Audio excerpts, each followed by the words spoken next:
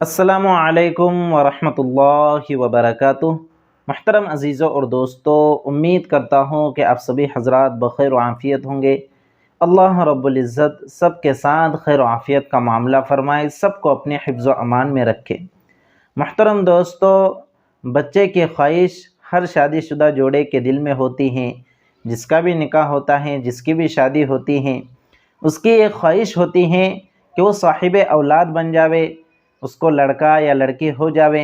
لیکن بہت سی مرتبہ حکمت خداوندی کچھ اور ہوتی ہیں اور بہت سے لوگوں کو اولاد نہیں ہوتی۔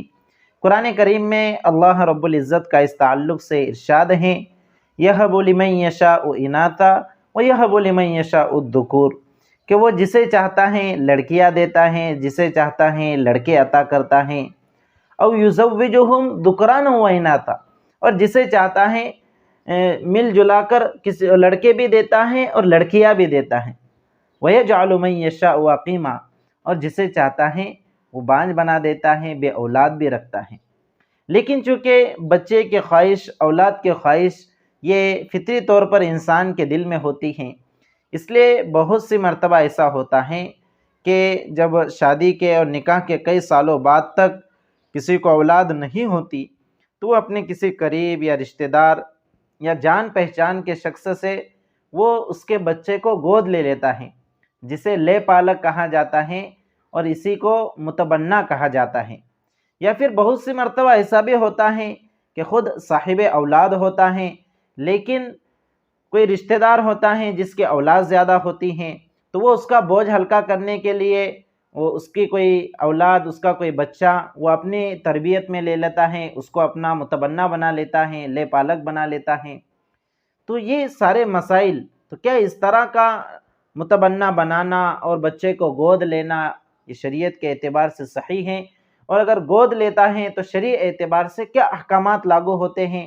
کیا یہ گود لینے والا اس کی باپ کی حیثیت اس کی ہو جاتی ہے؟ کیا یہ اس کے ولدیت کے ساتھ اس کے باپ کے نام کی جگہ اس بچے کے اصلی باپ کے نام کی جگہ پر کیا اپنا نام لگا سکتا ہے؟ اور کیا یہ منہ بولا بیٹا اس گود لینے والے کا وارث بن سکتا ہے یا نہیں؟ ایسے بہت سے مسائل اس صورت میں پیدا ہو جاتے ہیں۔ تو آج کے اس ویڈیو میں ہم اسے سمجھنے کی کوشش کریں گے۔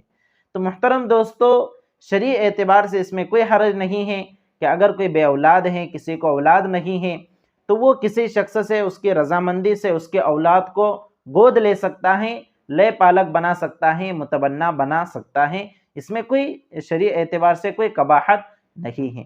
اب جب آپ نے اس کو گود لے لیا، تب آپ کی ذمہ داری ہے کہ اس کی صحیح تعلیم و تربیت کا آپ خیال رکھیں اور اس کی صحیح پرورش کریں۔ اس کی تعلیم کا، اس کی تربیت کا مکمل ذمہ داری اب آپ پر عائد ہو چکی ہے۔ لیکن میرے عزیزوں اور دوستو، یہ بات بھی حقیقت ہے کہ یہ جو منہ بولا بیٹا ہے، یہ جو لے پالک ہیں، یہ آپ کی حقیقی اولاد کے درجے میں نہیں ہو سکتا۔ یعنی جس طرح حقیقی اولاد کے نام کے آگے، اپنے حقیقی بیٹوں کے نام کے آگے آپ کا نام لگتا ہے والد کی جگہ پر، تو اسی طرح سے لے پالک کے باپ کے نام کی جگہ آپ کا نام لگانا یہ شرعی اعتبار سے درست نہیں ہے، صحیح نہیں ہے۔ جی ہاں، اس سلسلے میں بہت کوتاہی اور غفلت برتی جاتی ہے کہ لوگ یہ سمجھتے ہیں کہ جب ہم نے کسی کو گود لے لیا ہے تو ہم اس کے باپ بن چکے ہیں اور اب ہم اس کے باپ کے نام کی جگہ پر اپنا نام لگائیں گے، تو یہ صحیح نہیں ہے، شرعی اعتبار سے یہ درست نہیں ہے۔ آقا مدنی جناب رسول اللہ صلی اللہ علیہ وسلم نے اپنی زندگی میں حضرت زید بن حارثہ رضی اللہ تعالیٰ عنہ کو اپنا متبنہ بنایا تھا، لے پالک بنایا تھا، منہ بولا بیٹا بنایا تھا۔ ان کی تعلیم و تربیت کا آپ نے خیال رکھا تھا، ان کو اپنی پرورش میں لے لیا تھا۔ تو صحابہ کرام رضی اللہ عنہم اجمعین زید بن حارثہ کو زید بن حارثہ کہنے کے بجائے زید بن محمد کہا کرتے تھے، یعنی ان کے ولدیت کی نسبت یا آپ صلی اللہ علیہ وسلم کی طرف کیا کرتے تھے، اور ان کے جو حقیقی والد ہے حارثہ، ان کا نام نہیں لیا کرتے تھے۔ تو اس موقع پر قرآن کریم کی یہ آیات نازل ہوئی، وَمَا جَعَلَ أَدْعِيَاءَكُمْ أَبْنَاءَكُمْ ذَلِكُمْ قَوْلُكُمْ بِأَفْوَاهِكُمْ، کہ یہ جو تمہارے منہ بولے بیٹے ہیں یہ تمہارے حقیقی بیٹے نہیں ہیں، اللہ نے انہیں حقیقی بیٹا نہیں بنایا ہے، یہ تمہارے منہ کی باتیں ہیں جو تمہارے منہ سے نکل رہی ہیں۔ वल्लाहु यक़ूलुल हक़ व हुवा यहदिस सबील, और अल्लाह वही बात कहता है जो हक होती है और वही सीधे रास्ते की रहनुमाई करता है। तो इस आयत करीमा में ये बात साफ तौर से बयान कर दी गई है कि ले पालक और मुंह बोला बेटा ये हकीकी औलाद की तरह नहीं हो सकता। ये बात अलग है कि जब आपने उसकी परवरिश की जिम्मेदारी ली है तो अब आपके ऊपर उसकी तालीम और तरबियत की जिम्मेदारी शरई एतबार से भी आयद हो जाती है, चूँकि आपने खुद उसकी जिम्मेदारी ली है। लेकिन इसका यह मतलब हरगिज़ नहीं कि आप उसके बाप के नाम को मिटाकर अपना नाम लगाएं। इसलिए मेरे अजीज़ और दोस्तों, ये जायज़ नहीं है कि अगर आपने किसी की औलाद ली है, किसी के बच्चे को गोद लिया है, तो आप उसके बाप के नाम की जगह पर अपना नाम नहीं लगा सकते। उसी के जो असल वालिद हैं उसी का नाम लगाना ये ज़रूरी है। जैसे आजकल आधार कार्ड है, पैन कार्ड वगैरह हैं, तो अगर आपका कोई मुंह बोला बेटा है, मुतबन्ना है, ले पालक है, तो आप उसके आधार कार्ड में उसके असली वालिद और उसके असली बाप ही का नाम लिखेंगे। अपना नाम लिखना वहाँ पर जायज़ नहीं है। कुरान करीम के आयत से ये बात सराहत के साथ समझ में आती है। फिर एक मसला ये भी पैदा होता है कि जब बच्चा बालिग हो जाता है, तो क्या ये बच्चा इस शख्स की बीवी के लिए जिसने उसको गोद लिया है महरम होगा? क्या इसकी जो मुंह बोली माँ है इसके लिए इस बच्चे से पर्दा करना ज़रूरी है या नहीं? तो याद रखिए, जब आपने ये बात समझ ली कि वो हकीकी बेटे की तरह नहीं है, हकीकी बेटे की तरह उसके अहकामात नहीं हैं, तो ये जो मुंह बोली माँ है इस माँ के लिए उस बच्चे से पर्दा करना ज़रूरी होगा। अगर दूसरा कोई हुर्मत का रिश्ता नहीं है, अगर दूसरा कोई हुर्मत का रिश्ता है जैसे रज़ाअत वगैरह का, तो बात अलग है। लेकिन अगर कोई दूसरा रिश्ता नहीं है तो फिर आपको आपकी बीवी के लिए ज़रूरी होगा मुँह बोले बेटे के से वो क्या करे, पर्दा करे।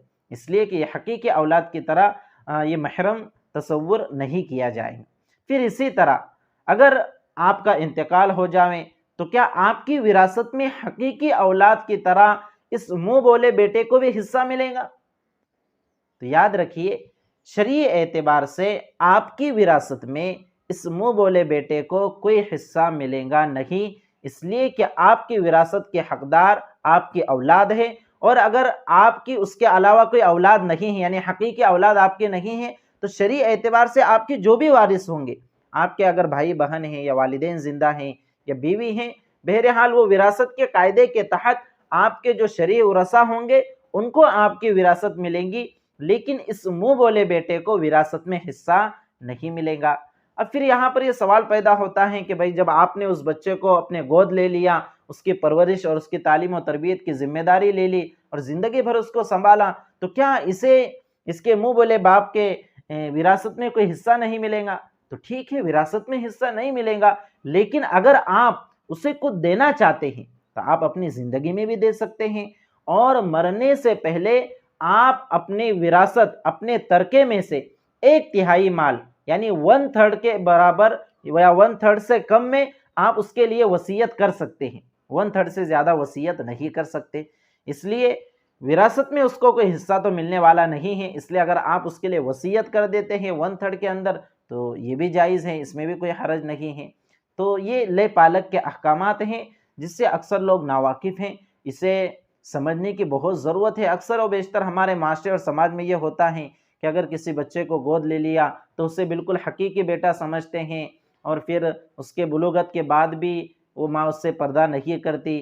फिर जब वो उसके इंतकाल हो जाता है गोद लेने वाले का, तो इसे हकीकी वारिस की तरह उसकी विरासत में हिस्सा दिलाया जाता है, जिसकी वजह से जो उसके दीगर वरसा हैं, दीगर वारिसीन हैं, उनका नुकसान होता है। तो ये बातें हैं, इन मसाइल को समझने की ज़रूरत है। इन मसाइल को अच्छे से समझें और खूब आम करें, और अल्लाह रब्बुल इज़्ज़त से दुआ भी करते रहें कि अल्लाह रब्बुल इज़्ज़त शरीयत मुतहरा के एक एक मसले को समझकर उस पर अमल करने की हमें तौफीक मरहमत फरमाए।